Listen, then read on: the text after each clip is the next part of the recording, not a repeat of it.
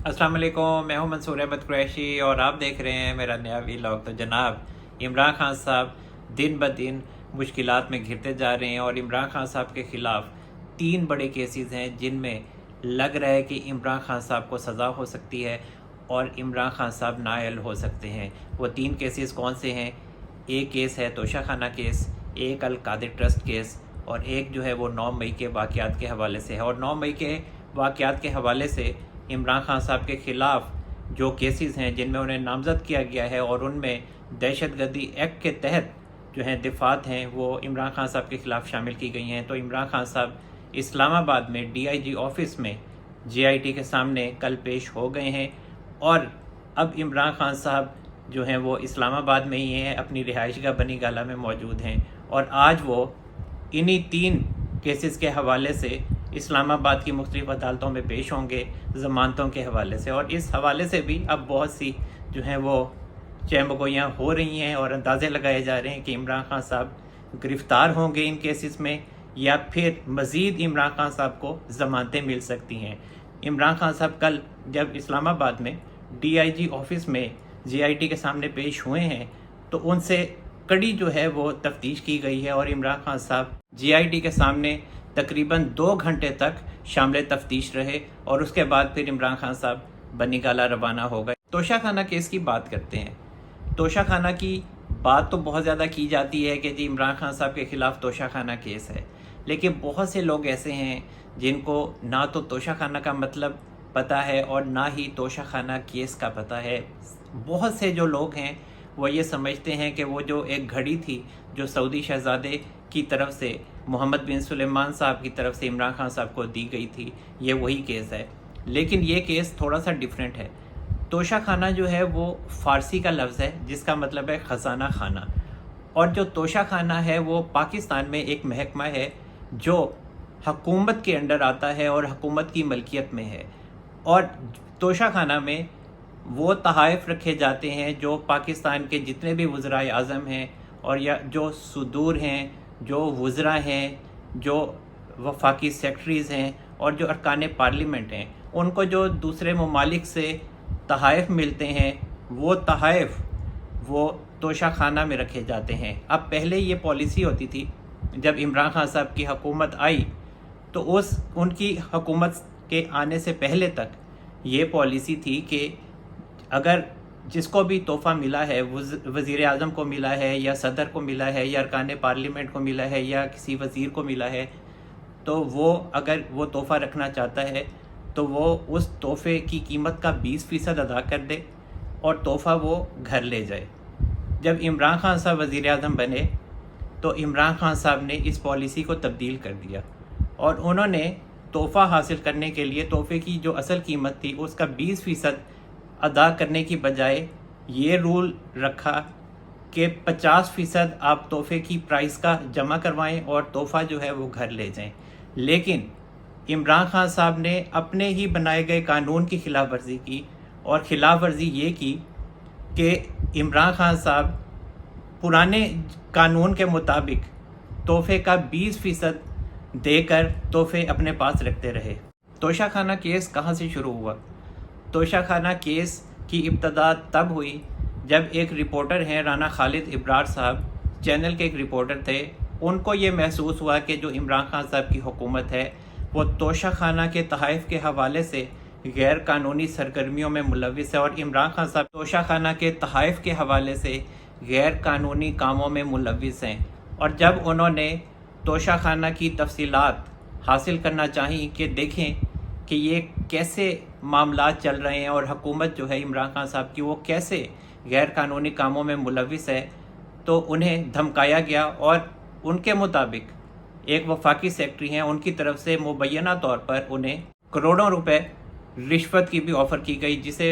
उन्होंने लेने से इनकार किया। उसके बाद उनके मुताबिक जो राना खालिद इब्रार साहब हैं उनके मुताबिक उनकी और उनकी वालदा को धमकियां मौसूल होती रहीं, फिर उन्हें जॉब से निकाल दिया गया। लेकिन ये उन्हीं की ही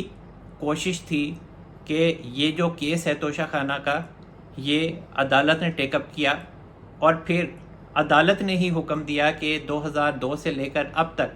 توشہ خانہ کے تحائف کی تمام تفصیلات جو ہیں وہ حکومت پبلک کر دے، اور اس کے بعد پھر جتنے بھی پیپلز پارٹی کے لوگ تھے، مسلم لیگ نون کے تھے، اور جتنے بھی لوگ برسر اقتدار آئے، وفاقی سیکٹریز تھے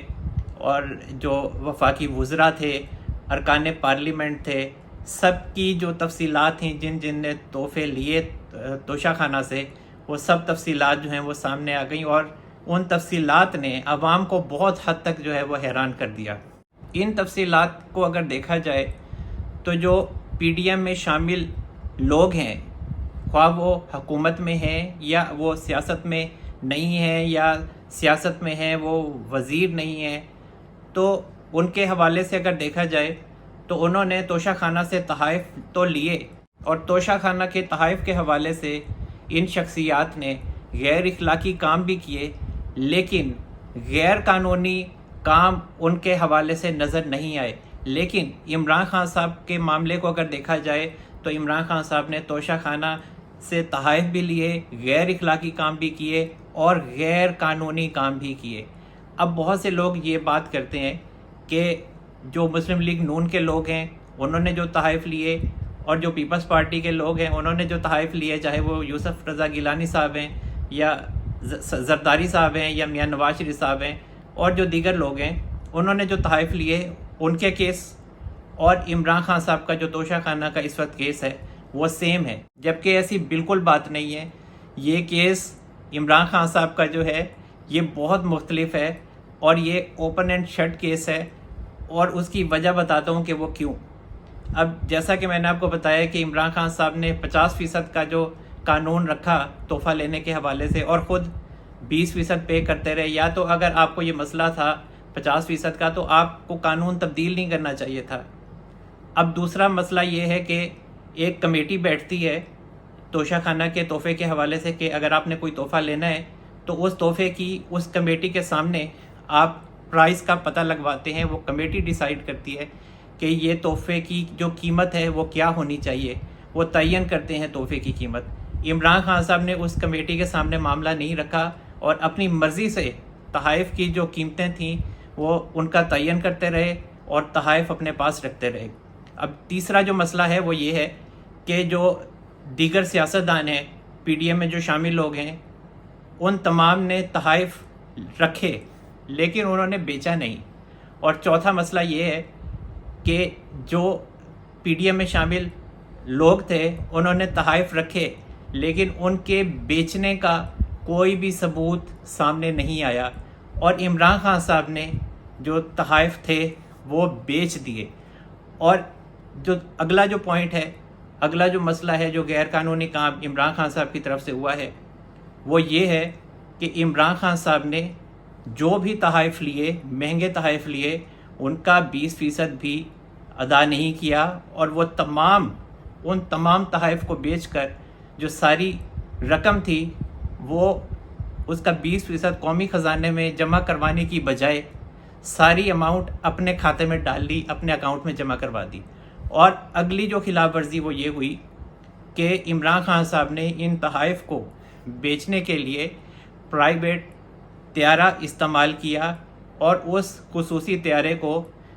دبئی بھیجا، اور وہاں پھر تحائف بیچے۔ اور جو فرح خان صاحبہ ہیں ان کا نام سامنے آتا ہے کہ وہ گئیں، اور جو دبئی کے مشہور تاجر تھے ان کو وہ گھڑیاں وغیرہ بیچیں، انہوں نے کف لنکس وغیرہ بیچے، مہنگا پین تھا وہ بیچا محمد بن سلمان صاحب کا۔ تو اس کے بعد وہ جو تمام پیمنٹ ہے وہ کیش میں کی گئی، اور جو ساری پیمنٹ تھی وہ پاکستان جو ہے وہ through banking channel Imran Khan صاحب کو نہیں دی گئی۔ تو وہ ایک منی لانڈرنگ کا بھی بنتا ہے معاملہ، اور کسٹم کی قوانین کا معاملہ بھی بنتا ہے۔ تو اس وجہ سے یہ جو معاملہ ہے توشہ خانہ کا، یہ عمران خان صاحب کے خلاف اوپن اینڈ شٹ کیس ہے۔ اور جو عمران خان صاحب نے تحائف بیچ کے رقم لی وہ الیکشن کمیشن کے گوشواروں میں جمع نہیں کروائی، تو اس وجہ سے پھر الیکشن کمیشن نے جو ہے وہ عمران خان صاحب کے خلاف توشہ خانہ کیس میں عمران خان صاحب کو نائل کیا، اور پھر اس کے بعد انہوں نے جو کمپلین تھی وہ سیشن کورٹ میں داخل کروا دی کہ جی یہ عمران خان صاحب جو ہیں یہ کرپٹ پریکٹسز میں ملوث ہیں، اور ان کے خلاف جو ہے وہ کارروائی کی جائے۔ اب عمران خان صاحب کے خلاف توشہ خانہ کیس میں الیکشن کمیشن کے ایکٹ کے آرٹیکل 137 کے تحت کارروائی ہو رہی ہے، جو کہ غلط ڈکلریشن سے ریلیٹڈ ہے۔ اس کے بعد جو آرٹیکل ہے 167 اس کے تحت کارروائی ہو رہی ہے، جو کہ کرپٹ پریکٹسز سے متعلق ہے کہ عمران خان صاحب نے جو بھی تحائف تھے ان کا 20% بھی ادا نہیں کیا، اور جو ان کی پرائسز تھیں ان کا بھی خود ہی تعین کیا، اور کمیٹی میں بھی وہ معاملہ نہیں لے کے گئے، اور تمام جو پیمنٹ ہے وہ اپنے کھاتے میں ڈال لی اور قومی خزانے میں بھی جمع نہیں کروائی۔ تو اس حوالے سے یہ کرپٹ پریکٹسز ہیں جو عمران خان صاحب جس میں ملوث پائے گئے ہیں۔ اس کے بعد جو آرٹیکل ہے الیکشن کمیشن کا وہ 173 ہے، جس کے مطابق عمران خان صاحب نے غلط سٹیٹمنٹ الیکشن کمیشن میں جمع کروایا ہے۔ اور اس کے بعد آپ کو پتہ ہے کہ عمران خان صاحب خود بھی اس بات کی تصدیق کر چکے ہیں کہ جی تحائف تو ہوتے ہی اپنے پاس رکھنے کے لیے ہیں، وہ میرے تحائف ہیں، میری مرضی ہے، میں جو مرضی کروں ان کے ساتھ، لیکن جو پالیسیز تھیں، جو رولز تھے، ان کو عمران خان صاحب نے فالو نہیں کیا اور ان کی وائلیشن کی، اور اب عمران خان صاحب پھنسے ہوئے ہیں۔ اور اب جو آرٹیکل 174 ہے اس کے تحت ان تمام قوانین کی خلاف ورزی کرنے پر عمران خان صاحب کو سزا ہو سکتی ہے، اور آرٹیکل 174 کے تحت عمران خان صاحب کو 3 سال قید ہو سکتی ہے، 1 لاکھ روپے جرمانہ ہو سکتا ہے، اور 5 سال کی نااہلی ہو سکتی ہے۔ تو اب عمران خان صاحب توشہ خانہ کیس میں ڈرے ہوئے کیوں ہیں؟ عمران خان صاحب جانتے ہیں کہ عمران خان صاحب سے توشہ خانہ کے معاملے میں بہت بڑا بلنڈر ہو گیا ہے، اور وہ اپنے ساتھیوں کو بھی کہتے ہیں اور اپنے وکلا کو بھی کہتے ہیں، اور ان کے جو وکلا ہیں جب ان سے بات کی جائے تو وہ بھی اس بات کو سمجھتے ہیں کہ جو توشہ خانہ کیس ہے اس میں عمران خان صاحب کا بچنا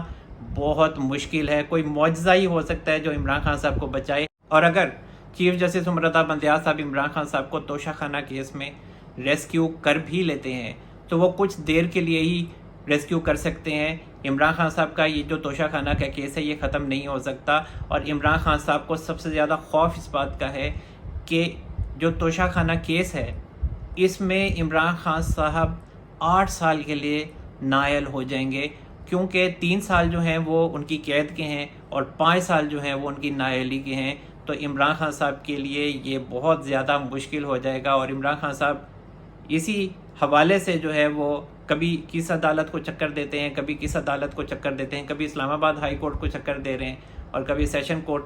کے جو جج صاحب ہیں ان کو چکر دے رہے ہیں۔ ہمایوں دلاور صاحب پر عدم اعتماد کیا ہوا ہے، اسلام آباد ہائی کورٹ کے جو چیف جسٹس ہیں ان پہ عدم اعتماد کیا ہوا ہے۔ اب سپریم کورٹ میں توشہ خانہ کے حوالے سے جو ہے وہ درخواست اپنی جمع کروائی ہوئی ہے، اور خواجہ حارث صاحب ہیں انہوں نے جو درخواست ہے وہ سپریم کورٹ میں جمع کروائی ہوئی ہے۔ اور میں نے آپ کو پچھلے ویلاگ میں یہ بتا چکا ہوں کہ جو خواجہ حارث صاحب ہیں وہ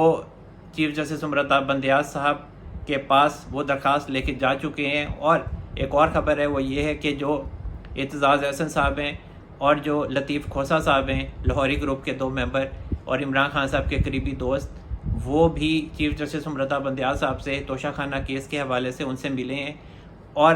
انہیں عمران خان صاحب کا یہ پیغام دیا ہے کہ توشہ خانہ کیس میں جو ہے وہ سیشن کورٹ کا جو فیصلہ ہے اس پر سٹے کر دیا جائے۔ اور یہ ڈیلینگ ٹیکٹکس ہیں، لیکن عمران خان صاحب جو ہیں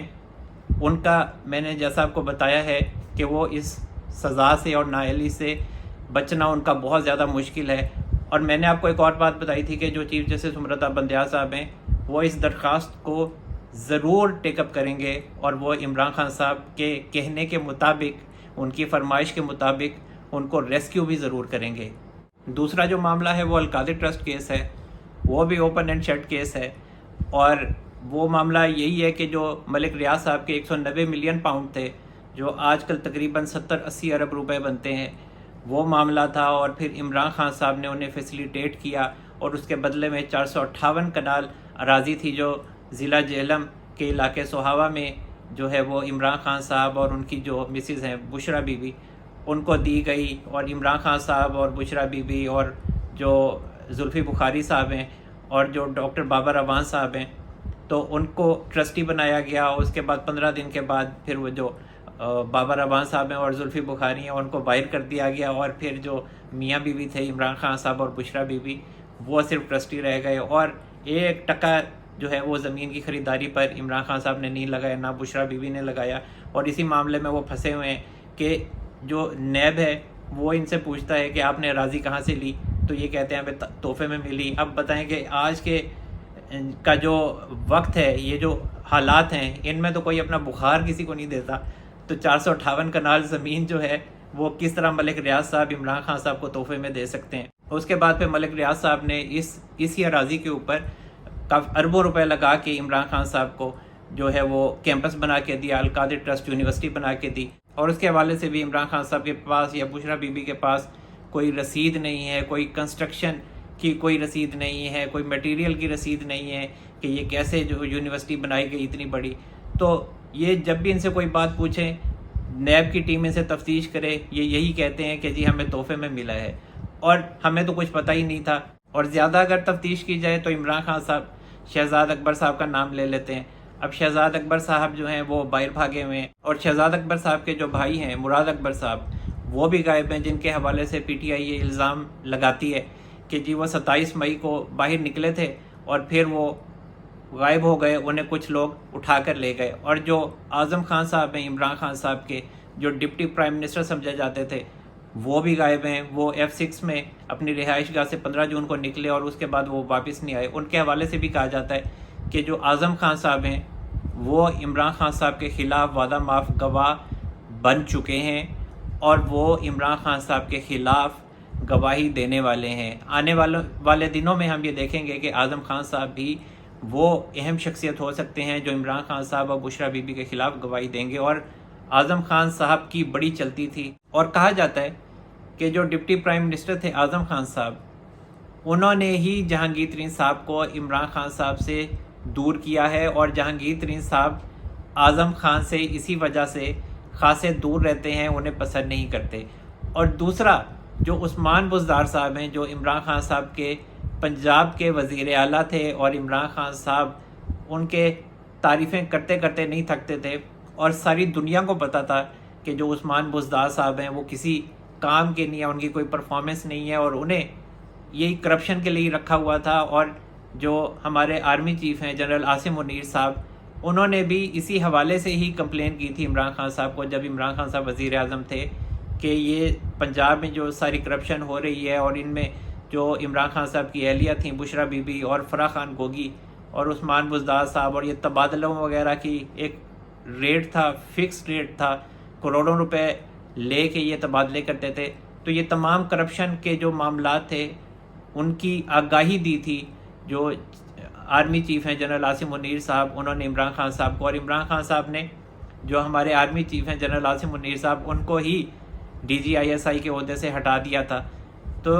اب وہی معاملات عمران خان صاحب یاد کرتے ہیں اور کہتے ہیں کہ جی یہی وہ معاملات تھے جس کی وجہ سے ہمارے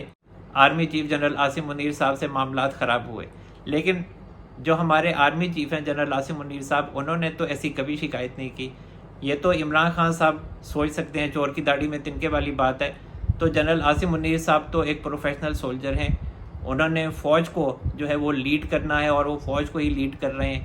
یہ تو اب عمران خان صاحب نے اگر غلط کام کیے ہوں گے تو پھر وہی سوچ سکتے ہیں ایسا کہ ایسا ہوا ہوگا۔ لیکن جو آرمی چیف ہیں جنرل عاصم منیر صاحب، ان کی جو ڈائریکشن ہے پاکستان کے حوالے سے وہ بالکل سٹریٹ ہے، اور وہ چاہتے ہیں کہ ملک میں جمہوریت جو ہے وہ پروان چڑھے، اور جو اصل اقتدار ہے وہ عوام کی مرضی سے سیاستدانوں کو ٹرانسفر ہو، اور اسی کے اوپر ہی ورکنگ ہو رہی ہے۔ باقی عمران خان صاحب کا پتہ ہے کہ عمران خان صاحب مختلف سازشوں میں ملوث ہیں، اور اب عمران خان صاحب جو ہے وہ پراکسی جو حملے ہیں وہ army chief general Asim Munir صاحب پر کروا رہے ہیں، اور قتل کی جو ہے دھمکیاں ہیں وہ دلوانے کی کوشش کر رہے ہیں۔ لیکن جو ہمارے وزیر اعظم صاحب ہیں ان کی بھی ایک اہم سٹیٹمنٹ سامنے آئی ہے کہ عمران خان صاحب جو ہیں وہ اب تنہائی کا شکار ہیں، مشکلات کا شکار ہیں، اور اسی وجہ سے وہ ڈپریسڈ ہیں۔ تبھی وہ اب جو آرمی چیف ہیں جنرل عاصم منیر صاحب، ان کے خلاف دوسرے لوگوں سے قتل کی دھمکیاں دلوانے میں مصروف ہیں۔ تو وہ اس مقصد میں کامیاب نہیں ہوں گے، اور ہم پوری فوج کے ساتھ ہیں، ان کے شانہ بہ شانہ کھڑے ہیں۔ اور اب عمران خان صاحب کا جو معاملہ ہے عثمان بزدار صاحب کا، تو وہ بھی اب سامنے آ سکتے ہیں، عمران خان صاحب کے خلاف گواہی دے سکتے ہیں۔ اور آپ نے دیکھا ہے کہ عثمان بزدار صاحب جو ہیں وہ ایک دفعہ بھی اریسٹ نہیں ہوئے ہیں، اور عمران خان صاحب کی آدھی سے زیادہ پارٹی جو ہے وہ اریسٹ ہو گئی، یا پارٹی ختم ہو گئی، یا پارٹی کو لوگ چھوڑ گئے۔ اور جو عثمان بزدار صاحب ہیں وہ ایک مین بندے سمجھے جاتے تھے، آپ یہ کہہ سکتے ہیں کہ فرنٹ مین عمران خان صاحب کے سمجھے جاتے تھے، اور فرا گوگی کے بھی فرنٹ مین وہ سمجھے جاتے تھے۔ سی ایم کم تھے اور فرنٹ مین وہ زیادہ تھے۔ اس کے باوجود جو عثمان بزدار صاحب ہیں وہ اریسٹ نہیں ہوئے ہیں، اور کہا جاتا ہے کہ جو عثمان بزدار صاحب ہیں وہ بھی ایک دن پریس کانفرنس عمران خان صاحب کے خلاف کریں گے، بشرا بی بی اور جو فرح خان صاحبہ ہیں ان کے خلاف کریں گے۔ اور آپ یہ دیکھیں کہ جو عثمان بزدار صاحب ہیں ان کو ابھی تک تتی ہوا بھی نہیں لگنے دی کسی نے، اور وہ جو ادارے ہیں انویسٹیگیشن کے حوالے سے ان کے ساتھ عثمان بزدار صاحب بہت زیادہ تعاون کر رہے ہیں۔ یہی وجہ ہے کہ عثمان بزدار صاحب کو کسی نے اریسٹ نہیں کیا ہے۔ ایک اور اہم معاملہ کہ چہمگوئیاں ہو رہی ہیں کہ عمران خان صاحب کو جو آج عدالتوں میں عمران خان صاحب مختلف عدالتوں میں اسلام آباد کی پیش ہوں گے تو ان کی کسی نہ کسی کیس میں جو ہے وہ ضمانت مسترد ہو سکتی ہے۔ تو میرا جو پوائنٹ آف ویو ہے وہ تھوڑا سا مختلف ہے۔ مجھے لگتا ہے کہ ابھی عمران خان صاحب گرفتار نہیں ہوں گے۔ اگر مسترد ہو بھی جاتی ہے کسی میں تو کوئی نہ کوئی اور عمران خان صاحب کو کوئی عدالت ریلیف دے سکتی ہے، اور عمران خان صاحب میرا خیال ہے کہ ابھی گرفتار نہیں ہوں گے۔ ابھی یہ حکومت جائے گی، اسمبلیز ڈیزالو ہوں گی، اس کے بعد پھر عمران خان صاحب کے حوالے سے جو ہیں وہ سزاؤں کا سلسلہ شروع ہوگا، ان کے خلاف فیصلے آنے لگیں گے۔ تو ابھی میرا خیال ہے کہ یہ جو دن ہے، یہ جو مہینہ ہے جولائی کا، اس میں عمران خان صاحب کی گرفتاری مجھے تھوڑی مشکل دکھائی دیتی ہے۔ گرفتار وہ ضرور ہوں گے، نااہل بھی ہوں گے، لیکن مجھے یہی لگتا ہے کہ ابھی ان دنوں میں عمران خان صاحب کو گرفتار نہیں کیا جائے گا۔ باقی عمران خان صاحب کی میں نے آپ کو پریشانی بتائی ہے کہ عمران خان صاحب کی جو نااہلی ہے وہ 5 سال کی بجائے 8 سال کی ہے، تو اس کی وجہ سے عمران خان صاحب خاصے پریشان ہیں۔ اور دوسرا جو معاملہ ہے وہ ایک اور خبر سامنے آئی ہے کہ جو اعجاز الحق صاحب ہیں، جو سابق آرمی چیف تھے جنرل ضیاء الحق، ان کے وہ صاحبزادے ہیں، اور پہلے مسلم لیگ نون میں بھی وہ شامل تھے۔ اس کے بعد انہوں نے اپنے آپ کو مسلم لیگ نون سے علیحدہ کیا۔ وہ ٹھیک ہے کہ وہ مسلم لیگ نون کے ساتھ رہے، اس کے بعد پھر وہ اب پی ٹی آئی کے ساتھ شامل ہو گئے ہیں، اپنا دل جو ہے وہ عمران خان صاحب کو دے بیٹھے ہیں۔ تو ان کے حوالے سے اب ایک کیس سامنے آیا ہے کہ ان کے خلاف منی لانڈرنگ کا ایک کیس سامنے آیا ہے جو کہ 1 ارب اور 80 کروڑ روپے کا ہے، اور ان کے ساتھ 24 اور لوگوں کو بھی نامزد کیا گیا ہے، اور کہا جا رہا ہے کہ اعجاز الحق صاحب کو گرفتار کرنے کی کوشش کی جا رہی ہے۔ تو اب دیکھتے ہیں کہ اس کا آگے جا کے کیا رزلٹ نکلتا ہے۔ تو جناب اب تک کے لیے اتنا ہی۔ اللہ تعالی ہم سب پر اپنا رحم و کرم فرمائے۔ منصور احمد قریشی کو اجازت دیجیے، اپنا بہت سارا خیال رکھیے گا۔ اللہ حافظ۔